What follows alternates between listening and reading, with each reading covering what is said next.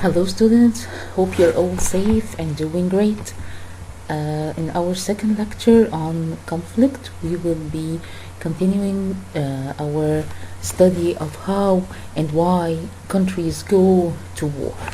If you remember, in our first lecture, we defined what do we mean by conflict. We spoke about the different types of international armed conflict, the different types of wars, and then we started the individual level of analysis. We try to apply this level to understand why do countries go to war.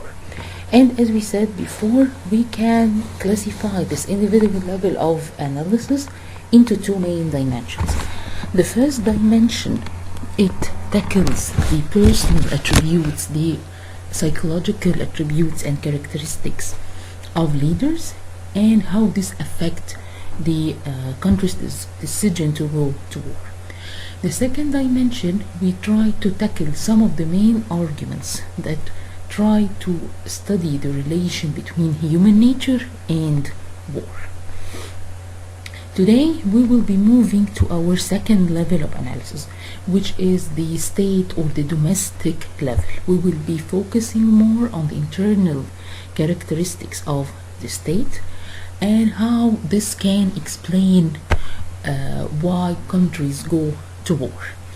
In this lecture, we will tackle different factors or different characteristics of the state.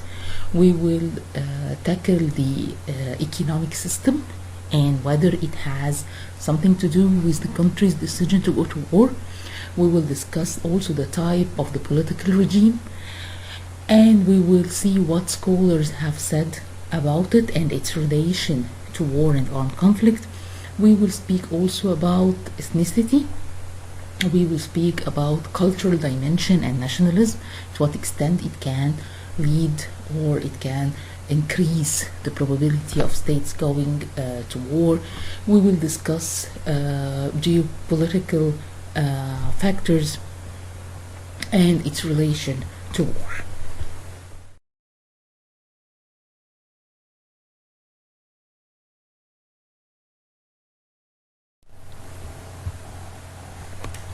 The first factor, it speaks about territorial disputes or geopolitical factors and how they are related to war.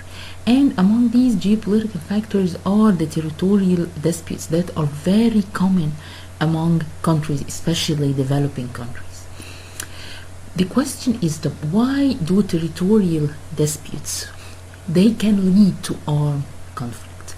And the answer actually has two dimensions. The first dimension is that territory is always, it has this moral sense, it has this aspect of dignity, the idea that I am defending my land, I am protecting my land, I am not allowing any foreigners or any other countries to have a hand over my land.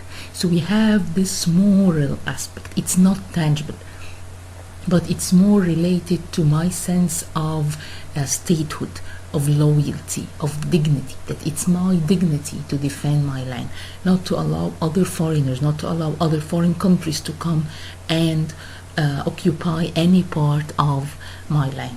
So the first aspect, the first dimension, why territorial disputes are that common factors to lead to war, is that they have this moral sense, this sense of dignity that can push countries to go to war.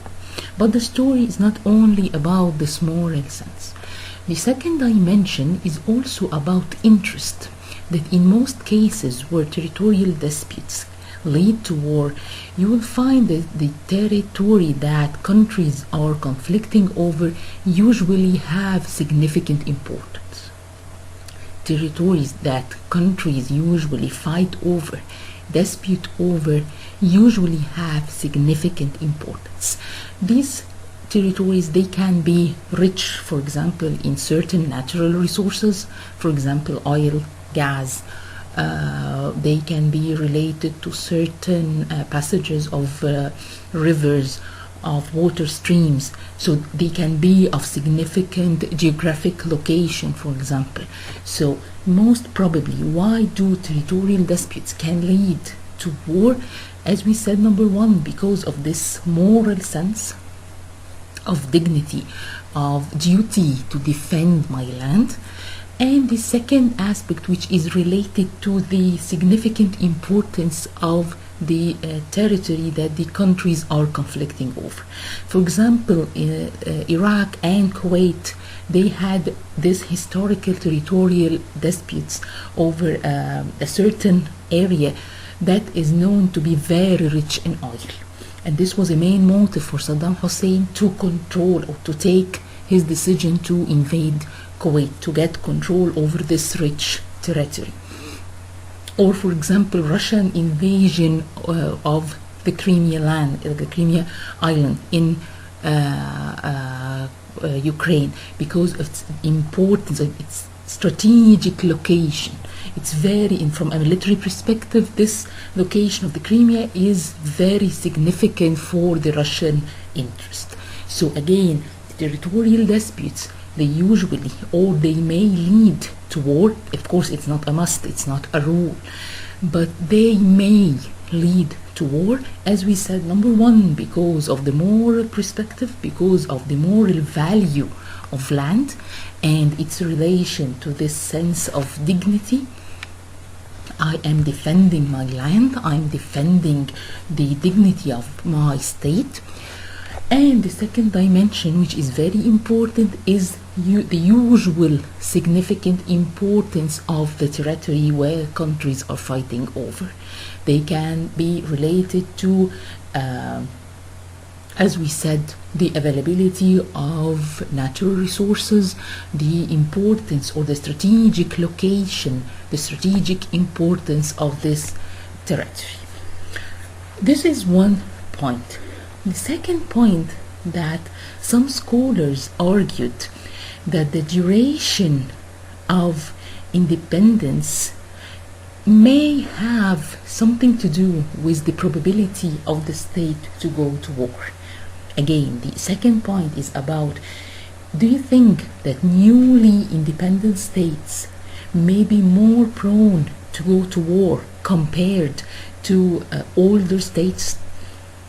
Some scholars said yes, newly independent states may be more prone to go to war. And most probably they have this territorial disputes. Most probably they will go to war over this geographical or land or territorial or border disputes. The question is why? And many answers were suggested. One of them, that newly independent states, and for example take many of the African states that have taken their independence in the 50s and the 60s.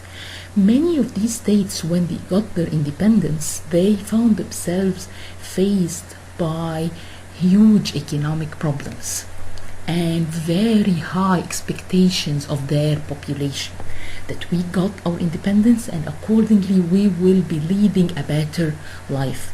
We will be benefiting from our resources. However, this dilemma was difficult to deal with, and since many of these countries, they have border disputes with their neighbors, this bad economic situation they were facing was pushing them in a way or another to go to war over these disputes, hoping that if they got control over these rich areas with natural resources or whatever, this can help them in solving their economic problems.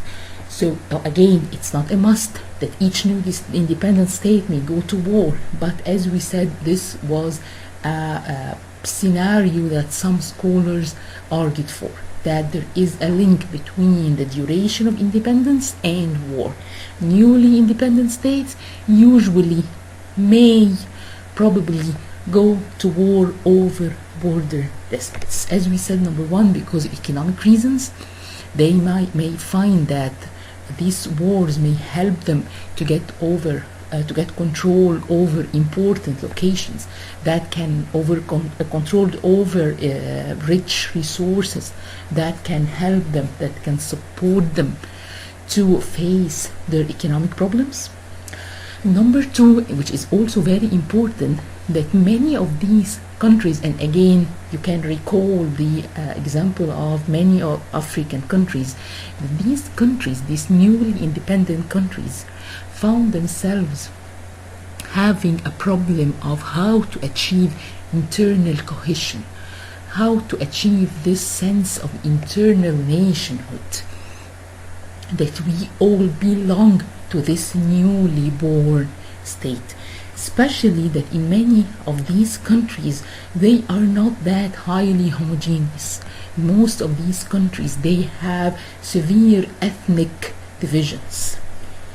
And the newly independent state found it a very big challenge how to manage these ethnic differences, how to convince these ethnic groups to overcome these ethnic divisions and have this loyalty for the newly born state. So in a way or another, they may go to war to create this sense of nationhood, to create this sense that all of us are facing the same external enemy, the same external threat. So the idea that the newly independent states may go to war, sometimes it's related to the need by these states to create this sense of cohesion, this sense of common nationalities, this sense of common loyalty, the idea that we are all facing this external threat, this external enemy. So again, in this point, we are speaking about why border disputes can be a reason for war, can push states to go to war. We said that number one, they have this non-tangible, this moral aspect. Number two, they usually have this importance, whether in terms of resources, in terms of geographical location, and so on. Then we asked ourselves, why do newly independent states have this increased probability to go to war over border disputes? And we said that in most cases, or in many cases, these countries may face economic problems, and so they may resort to war in order to have control over resources that can support them to face their economic problems. And on the other hand, these countries may use this war as something that will unify all the society with its different ethnicities and ethnic divisions, to overcome these ethnic divisions, to create this common sense of nationality, of loyalty to our newly independent state.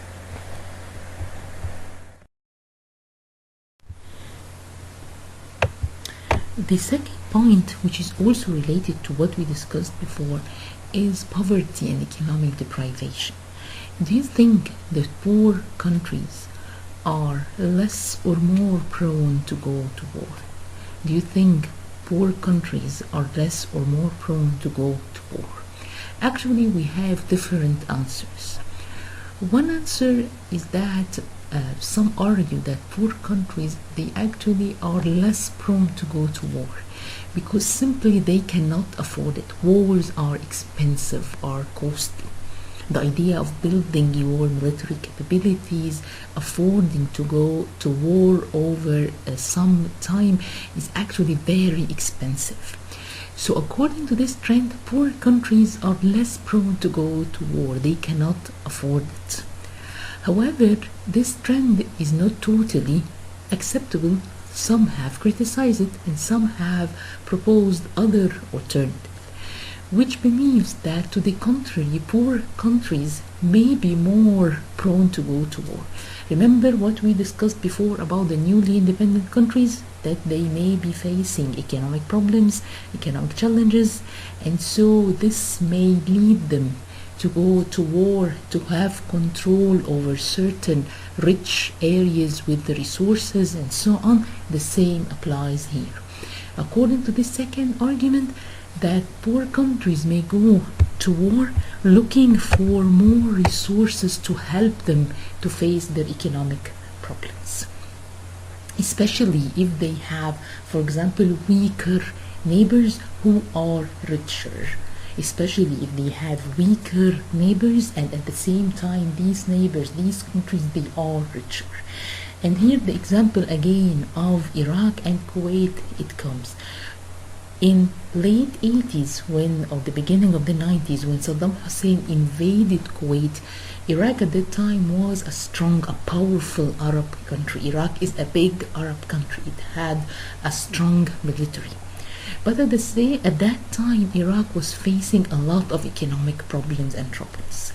And at the same time, Saddam Hussein he found that he had a neighbor that is relatively much weaker than Iraq and at the same time is much richer. So he thought that he can easily invade Kuwait, have control over this weak and rich neighbor to enhance his economic conditions. So one argument said that poor countries or countries that are facing economic difficulties may be less prone to go to war, while others say that to the contrary, poor countries or countries that are having or facing economic difficulties may have more inducement, maybe more induced to go to war, searching for more resources to support their economy and to face their economic problems. The third dimension or the third argument that supports or says that poor countries or countries facing economic difficulties may also go to war. The probability of their going to war is high, because these countries, because they are facing internal economic problems, they can be using war or armed conflict, external conflict, as a means of deviating the attention of their people from their internal problems towards an external threat. So instead of focusing on the internal economic troubles that we are facing, sometimes governments tend to deviate the attention of their population towards more external conflicts. And as an example, some scholars believe that Turkey increased aggressiveness, for example, towards Egypt or towards other Arab countries like Syria. It's increased involvement in Syria, in Libya. This may be justified by the increased economic problems and troubles the Turkish regime had been facing. So to overcome this, or to deviate the attention of the people from the internal problems we have, the regime, the government sometimes may come up with external conflict to attract the attention of the people, to deviate the attention of the people from the internal troubles that they are having. So again, according to this point, according to this dimension, our question is the linkage between poverty, economic deprivation, and war. To what extent poor countries go to war? Are they more prone or less? As we said, some believed that yes, they are more prone to go to war. Number one, searching for more resources to support their economy.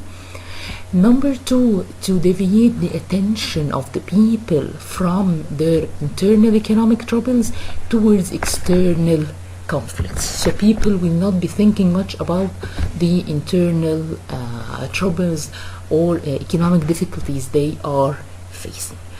Number three, according to this argument, that usually economic difficulties may lead to internal conflicts, they even reaching to civil wars.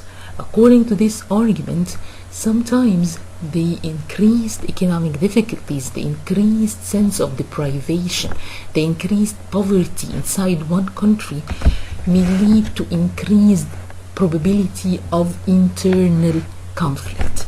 That can get to be armed conflict, or that can turn to be a civil war. And as we said before, that civil war, although it appears to be an internal matter, most civil wars, they sooner or later tend to have external dimensions. International actors tend in a way or another to intervene in these civil wars or internal conflicts. So again, this is a third argument by this team, thinking or supporting the linkage between poverty and war, that poor countries may be more probable to go to war. Number one, looking for more resources to support their economy. Number two, deviating the attention of their population from their bad economic conditions towards external threats and external conflicts. Number three, that economic difficulties and poverty and deprivation may increase the probability of internal conflict that can move to increased armed conflict or even a civil war. And in this case, in a way or another, it would be internationalized, where we have more external actors involved. The second group, as we said, is actually weakening the linkage between war and poor countries, and believing that actually poor countries are less prone to go to war because they cannot afford it. War is costly, war is expensive, and accordingly poor countries cannot or will be less prone to go to war. Again, I assure you that we cannot find a statement that this must to happen. These are different arguments. You can accept whatever, you can reject whatever you like, but I need to make sure that you have understood these arguments. Accept whatever you like, reject whatever you like, but make sure that you have understood these different arguments. So the first point we spoke about is related to the idea of geopolitical factors and independence. We spoke about border disputes and to what extent they can lead to war. We spoke about the duration of independence, and now we spoke about poverty and economic deprivation and war. Related also to the question of economy, we will speak about our third point, which is the economic system of the country.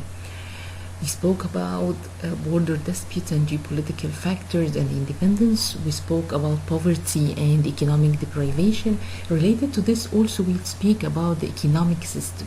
To what extent do you think the economic system of the country can affect its decision to go to war?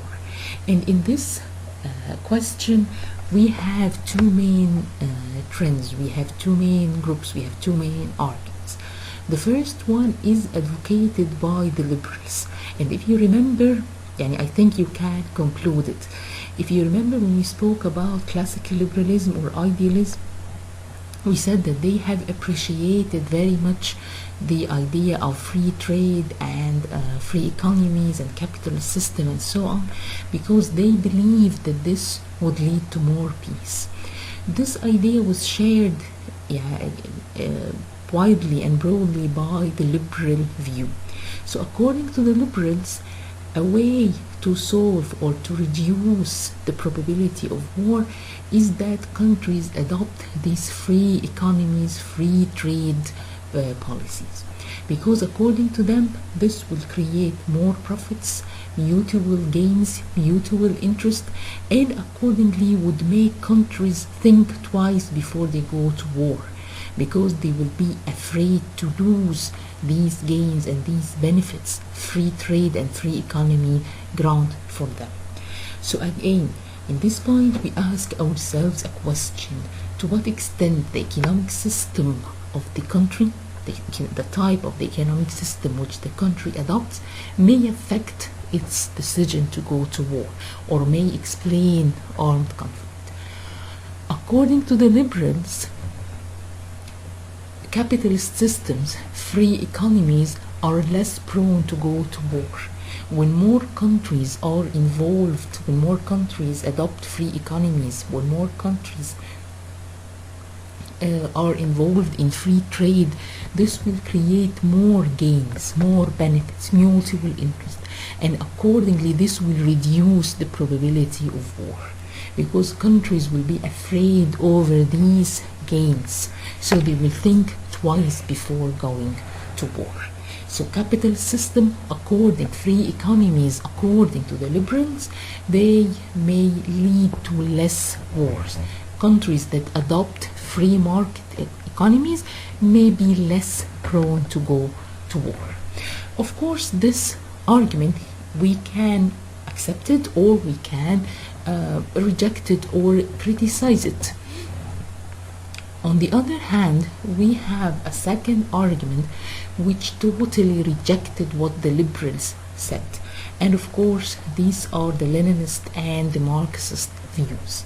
So the first trend, led mainly by the liberals, made a link between peace and free economies and free trade. They believe that free economies are less prone to war. The other trend which came and totally rejected what the liberals said, they are mainly the Leninist and the Marxist. They believed totally the vice versa. To the contrary, they believe that adopting a free economy, a capitalist economy, and free trade would lead to nothing but war and armed conflict. For them, they believed that capitalist systems will go to war, number one, to deviate the attention of their poor workers away from their bad and worsening conditions because of the capitalist system. So number one, capitalist systems, according to the Leninist and the Marxist, will go to war, are more probable to go to war, to deviate the attention of the workers who suffer under this unfair capitalist system. So here they are diverting the attention of their populations. Most of them are workers who are suffering under this unfair capitalist system, who are suffering from long working hours, who are suffering from bad and low incomes. So to deviate the attention of their workers, the capitalist systems will be more involved in wars. Number two, according to the Leninist and the Marxist, capitalist systems will be more prone to go to war because they will be in a continuous search for external markets where they can sell their big production. So again, according to the Leninist and the Marxist, why do capitalist countries go to war? Number one, to deviate the attention of the workers from the bad conditions that they are living in. And number two, because the capitalist system is based upon this idea of excess of production. So capitalist systems find themselves that they cannot buy all they cannot sell all this excess productions. They are searching for more and more markets, so they can go to war looking for these markets on one hand, and they are also searching for cheap raw materials, where they also go to war to have control over. And that's why the Leninists and the Marxists believed that the European countries, they fought each other in World War I and World War II because of their search for these markets and for this control over the cheap raw materials. They justified the colonization wars that were mainly done by the European countries because of the capitalist system of these countries that made them go to war searching for markets, for external markets, and searching to control cheap raw materials. And that's why they went to the underdeveloped South, the poor South countries, in order to make them act as their markets for their products and to have control over the raw materials in these countries. So again, in this point, when we ask ourselves about the relation between the economic system and war, we have two scenarios, we have two main arguments. One argument relating peace to free trade and free economies and capitalist system, arguing that free economies are less prone to go to war.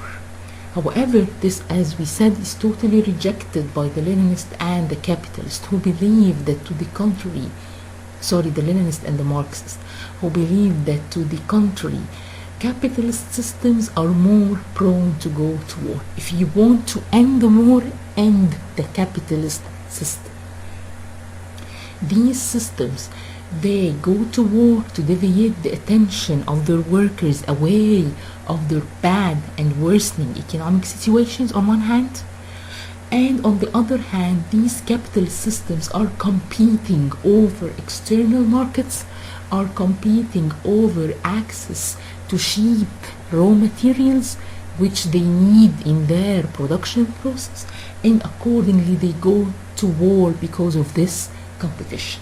And that's how the Leninists and the Marxists explain the colonization wars that were led mainly by the European countries. These countries were competing over markets. They went to colonize and exploit the poor South countries in order to transfer these countries to act as markets for their products, and on the other hand to exploit the cheap raw materials in these countries. If you want to end war, you end the capitalist system.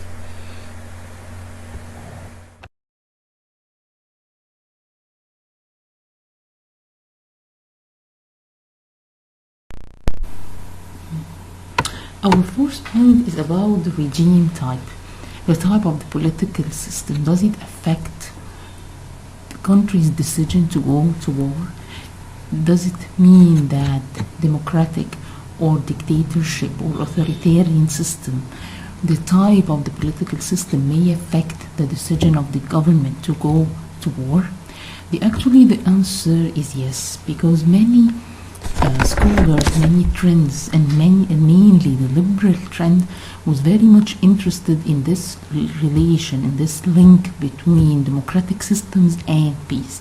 And if you recall back when you studied the idealism or the classical liberalism, they have emphasized strongly over the idea of democratic systems and the relation or the link to peace. And this is a general idea for the general liberal trend, the idea that democratic governments are more prone to peace. They are less prone to go to war, especially with each other. What is that? How do they justify this peaceful trend of the democratic governments? According to the liberal trend, democratic governments have more constraints to go to war. They have more institutional constraints over their decision to go to war. It's not that easy for the decision maker in the democratic system to take the decision to go to war. He is aware that he has the impact, the influence of the public opinion. He is accountable before the public opinion. He is accountable before the legislature. There is the influence of the opposition groups. There is the influence of the media. So there are many institutional constraints over his decision. It's not that easy to take the decision of war. There are many institutional constraints which make the decision of war in democratic systems more difficult. It's not that attainable. It's not that easy. Number two, according to this trend, why democratic systems are more peaceful? They believe that these systems, they share common values of peaceful resolution of conflict. They tend to move, or they tend to adopt peaceful means to settle their disputes. They would rather go to negotiation, to mediation, arbitration, these peaceful means of conflict settlement, rather than going to war. So again, according to this point, it values much the role, the type of the political regime, and how it affects the country's decision to go to war. The most prominent trend that have tackled this issue is the liberal view. they have emphasized strongly on the relation between democratic countries and peace. Democratic systems are more prone to peace, less prone to go to war. Why? Number one, according to them, democratic systems are more complex. Democratic systems have more institutional constraints over the decision maker. It's not that easy for the decision maker to take the decision of war. He knows that he is accountable before the public opinion who may fail him in the next elections. He knows that he's accountable before the legislature. He knows that he's accountable before the media, who can criticize him heavily or support him. He knows that there is the opposition parties that play a big role in the political system. So these constraints make it more difficult for the leader, for the government, to take the decision to go to war in democratic governments compared to authoritarian or dictatorships. The second point, according to them, that democratic governments, they tend to interact peacefully with each other. They have these common values, common identity, and accordingly, when conflicts erupt between them, they prefer to solve them peacefully through mediation, through arbitration, and other peaceful means of settlement. They do not prefer that much to go to the battlefield to solve their disputes. And from this idea, from these arguments, it came the idea of democratic peace, or the theory of democratic peace, which emphasizes again the fact that democracies do not go to war. But this theory was faced with some critics that actually the real world proves that democratic countries may go to war. For example, we have the UK going to war with Argentina in the Falkland War in the late 80s. We have the US going to war several times in Vietnam, in the Gulf region. So this defies, this challenges this theory of democratic peace. The answer of the democratic peace scholars was that yes, democracies may go to war, but not against each other. Democracies may fight autocracies, may fight dictatorships, but most probably they do not fight each other. So the essence of the democratic peace theory is that democracies do not fight each other. They may fight other systems that are less democratic. They may fight dictatorships or autocracies, but they do not fight each other because of the reasons we said, this institutional constraints, and on the other hand, this common identity, this common value among them. They're being more prone to use peaceful means of settlement of their conflicts. Again, here is the idea of the theory of democratic peace. The idea again that democracies do not fight each other. And this theory actually has the link between democratic systems and war and so on was much tackled by many empirical studies. And one of the interesting conclusions that they reached, that actually pairs of democratic countries, they rarely fight each other. That actually, as you will find in your textbook, the conclusion that was cited, that pairs of democratic states, they are like 1/8 less likely to fight or to use force against each other. So as if we have 8 disputes among different countries, if we have pairs of democratic states, the probability is like 1/8. And the probability to use actual force goes from 1 to 10. According to these conclusions, they try to support their idea that democracies do not fight each other. And they support their ideas with this long peace that European countries have witnessed since the end of the Second World War. That because the European continent, especially the Western European countries who have adopted the democratic systems, that these countries have become or have been able to create this zone of peace and prosperity after the end of the Second World War. Since then, these countries have not fought each other. Although there have been many conflicts, many disputes between them, however, they have resorted to peaceful means. So this theory, this trend, it uses this evidence to support its argument. However, it was also criticized, it was questionable. Should we accept their statements as they are, or can we criticize them in a way or another? To what extent we accept these ideas? Actually, some of course have accepted them totally. However, some other critics started to appear, criticizing this doctrine of democratic peace theory.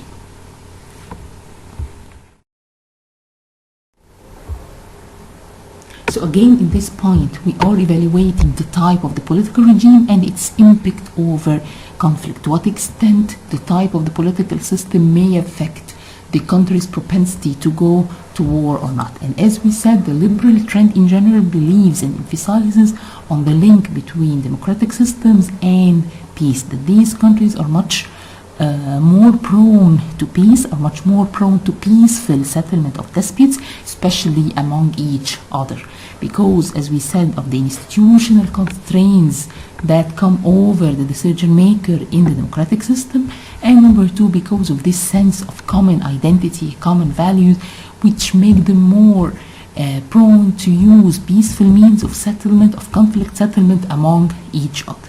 And from this trend, from these arguments, came the doctrine of democratic peace theory, the idea that democracies do not go to war, they do not fight each other.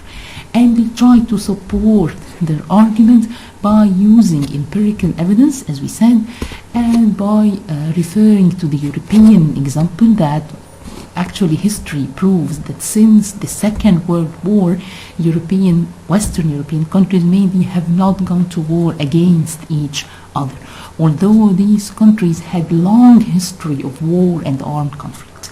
However, these democratic countries, since the end of the Second World War, did not have a military confrontation or an armed conflict among each other. And then we asked ourselves, have we to accept these doctrine or these arguments as they are? We said that some have accepted it and said that yes, it's right, they accept it. However, there were some critics, some criticism for this theory of democratic peace. The first critic, that they criticized this deterministic link that this theory assumed between promoting democracy and peace. They told the scholars of the of democratic peace theory that you assume that there is this deterministic link, that if all countries move to a democratic system or to a democratic mode of governance, then all of them would be peaceful. And this is not true, because there are other reasons that may affect the decision of the government to go to war other than the type of the political system. So number one, there is no such a deterministic link between, a must link between going to war or lessening the probability of going to war and promoting democratic systems. Such a deterministic link does not exist. Number two, it is not a must that autocracies, on the other hand, are more prone to go to war, because implicitly this theory assumed that as democratic systems are more prone to peace, implicitly it assumed that autocratic systems are more prone to go to war. Again, the criticism for this theory that they have assumed another deterministic link between, a must link between the autocratic regimes and their decision to go to war, as if it's a must that autocratic regimes would be more prone to go to war, and this is not the case. Number three, according to these criticism, that sometimes democratic systems, they can allow for dictators, for nationalists to come to power, which can be a main source for these countries to go to war. democratic systems, through their mechanism, may allow in a way or another dictators or nationalist leaders to reach power. And accordingly, this may affect the country's decision to go to war. They may drag their countries to go to war even if these countries are democratic. And according to this criticism, they give an example by Hitler in Germany, because Hitler, he reached power in a way or another by democratic means. However, he was a main reason for dragging Germany and the whole world into a comprehensive, into a general or a world war.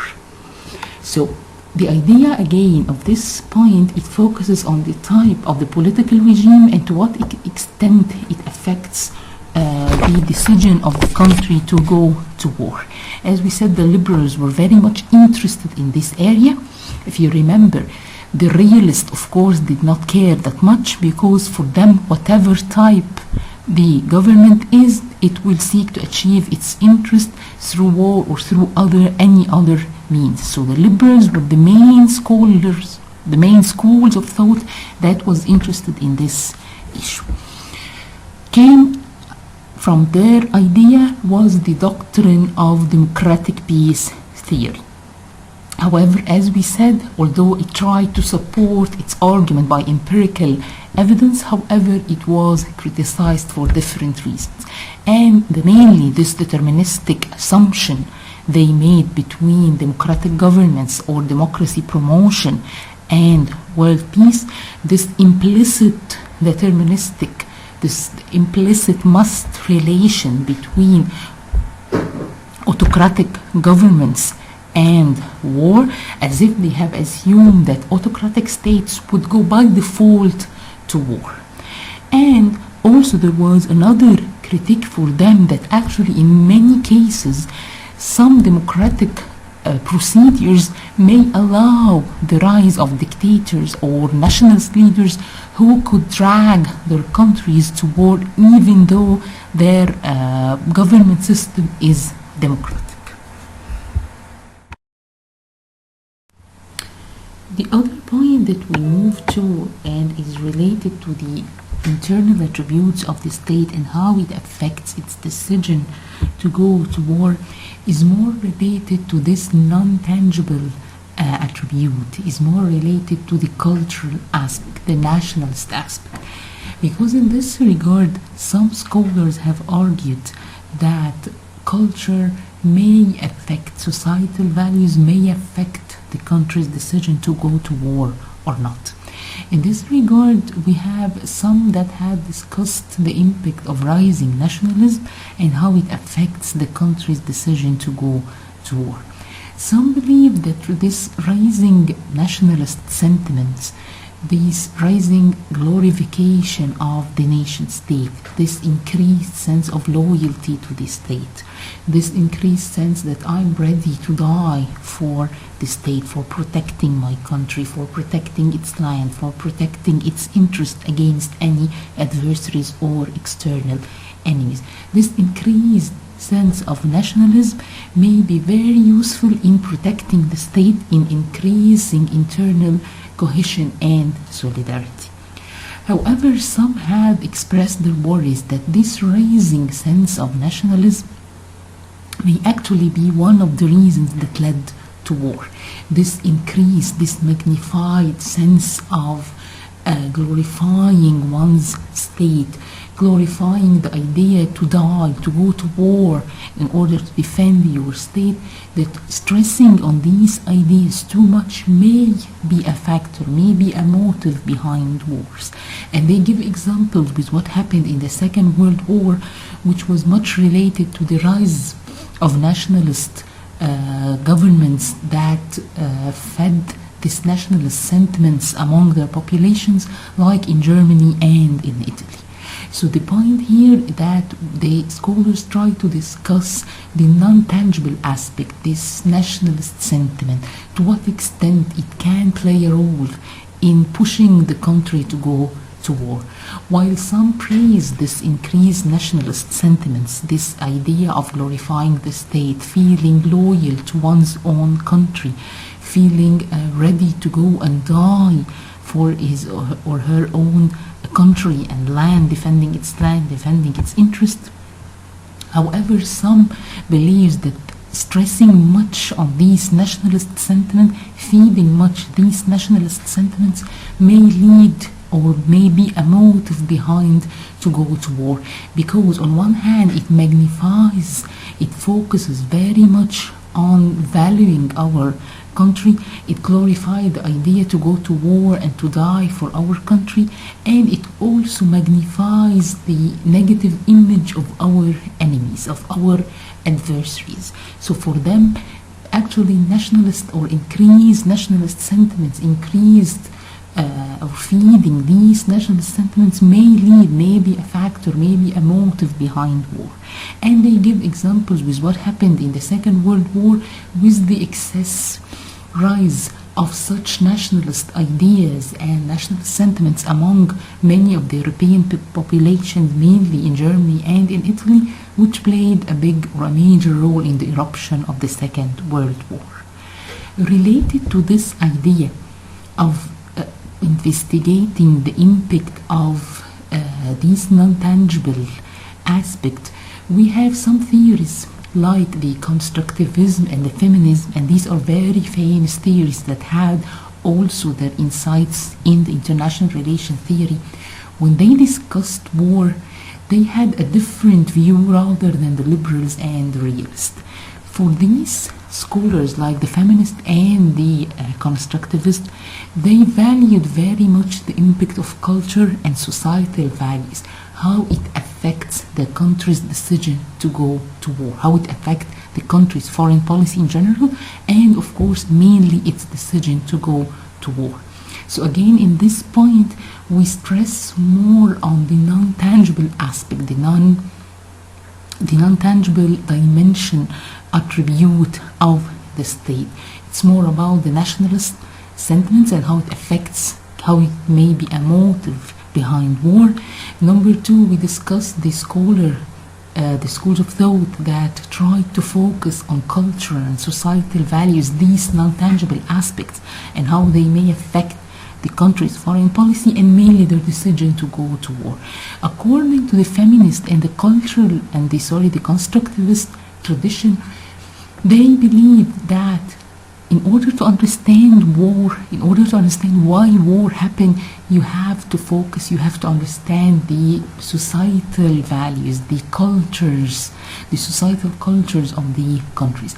These are main factors that could explain to you why countries go to war. According to them, war does not happen simply because countries have dispute over interest. War happens because people have accepted that war is a legitimate way of solving disputes. So again, this point is different than all the other points that we have spoken about, because it views the state and defines the state interest in a different way. According to the constructivism and the feminists, they focus very much on the non-tangible aspect of the states and how it affects its decision making. According to them, culture and societal values are very important. Why? Because for them, these are the ones that affect the decision making of the state. Societal values and cultural and tradition, they define what is acceptable and what is not. So if societal values and tradition accept or define war as an acceptable and a legitimate means of solving conflicts, if societal values and tradition and culture, it defines war as a glorified means of defending the state and its interests, then that's why war happened. For them, war is a socially constructed term. It's something that we, the society's institutions, the societal values, culture and traditions make people accept. So again, in this point, it's as I said again, it's different than the other points that we discussed before. It's not about this tangible political system or economic system or poverty or border disputes. It's more about the cultural aspect, the societal aspect, how it affects the country's decision to go to war.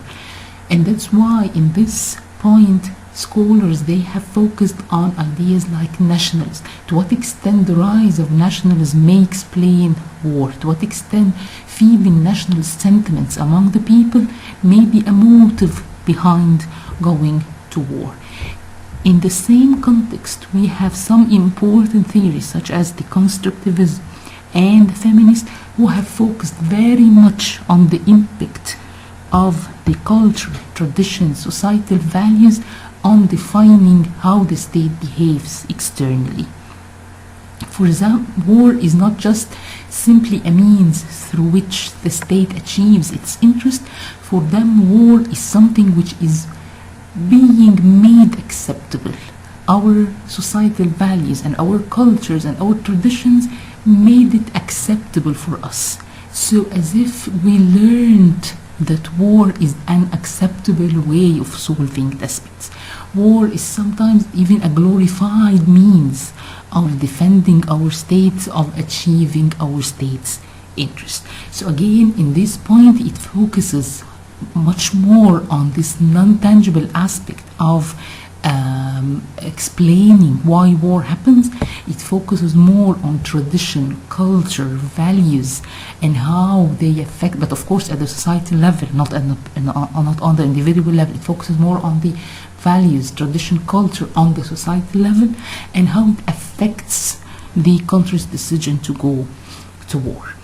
And that's why among these scholars come the feminists and the constructivists, which care very much for the impact of culture, identities, values over the country's decision making or over the country's foreign policy. So war is explained in terms that it is being socially constructed. It's as if it's being made socially accepted. We learn to accept it. We as ordinary people, through our societal surroundings, through our societal values, through our surrounding context and institutions, we learn to accept war as a legitimate means to defend our state, to protect our state, to achieve our state interests. Again, building on the same ideas that we said that constructivists and feminists, they focus very much on the impact of societal values. They have referred to an important term which is called cultural conditionality. What do we mean by cultural conditionality? It's exactly what we have said in the previous slide. It's the idea that how we take in our consideration the impact of national traditions, culture, societal values, and how they have an effect over the external behavior of the states. That if you want to understand, according to this concept, the external behavior of the state, you have to understand its societal context, its values, its tradition, how it perceives itself, its identity. These non-tangible aspects are very important in explaining the state's foreign policy, and among it, of course, its decision to go to war. So to wrap up again this point, when you study this point, just keep yourself away from the traditional ideas of the realists and the liberals, because this point, it takes you to another dimension, a different dimension. It focuses more again on the non-tangible aspects of conflict. It focuses more on how these non-tangible aspects affect the country's foreign policy, affects the country's decision making. It puts its emphasis over values, tradition, culture, as if they are the major detriments that explain to us how and why states behave in this way. If war happens, it's not only because states find themselves that they have to go to war to defend their interest, but the more important reason, according to this trend, that the values, our societal values, have made war for us acceptable. We have learned that war is acceptable, and sometimes it's even glorified. It's actually a glory to go to fight to defend my country, to die for my country, my country's land and my country's interest. So again, this point, it focuses very much on the non-tangible aspect, the societal, the cultural, the values, the traditions surrounding the state and how it affects the country's decision, foreign policy, and how it affects its decision to go to war. And that's why the famous theories of constructivism and feminism, they came to us with the idea of cultural conditionality. It seems a complex concept, but after all, it's only about what we have said. It's the idea of focusing on examining national traditions, culture, values, identity, and how it affects the country's decision making, how it affects how the country behaves in different issues, among which comes the decision to go to war.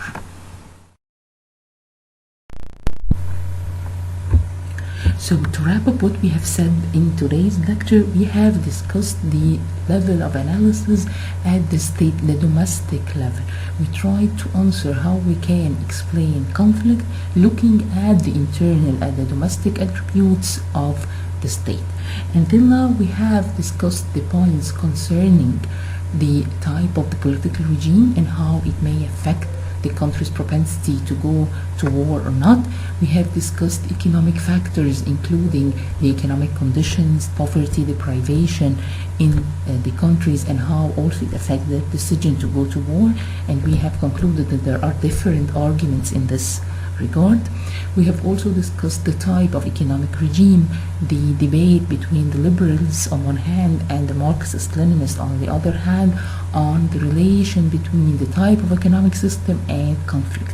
And we said that these two schools of thought, they adopt totally opposite views. While the liberals value very much the capitalist system, the market economy, the open trade system, and views that this may lead or contribute to peace, the Marxist-Leninists have introduced a totally different and an opposite point of view. We have also tackled the idea of territorial disputes and its link to the duration of independence and to what extent it may lead to war. In this regard, we have discussed the arguments about newly independent states and to what extent they may be more prone to go to war compared to other more stable states or older states. And the last point that we have discussed is that we try to move a little bit away from these liberal or realist views of conflict, which focused mainly, as we said, on these tangible aspects of conflict, and we started to tackle more the non-tangible part. And we discussed the nationalist and the cultural aspect, to what extent this non-tangible aspect may explain why countries go to war. And as we said, the main schools of thought that were interested in this regard included the feminists and the constructivists, who viewed conflict in a different way. They did not focus that countries go to war simply because this serves certain national interest, tangible interest or material interest. For them, countries go to war because of cultural context, because of the societal context, the societal values, and how it makes us accept the idea of war. Our next lecture, we will discuss the last point that we have about the state level, which is the ethnic conflict. I will postpone it to the coming lecture. We will start by it, and then we will move to the third and last level, which is the international level of analysis, where we will get closer to analyze international conflict at the international level. Thank you. I wish you will read the PowerPoint thoroughly, your text thoroughly, and hear the audio. And as we agreed, if you have any questions or inquiries, please contact me or contact Dr. Heidi via email. Thank you, and wish you keep safe.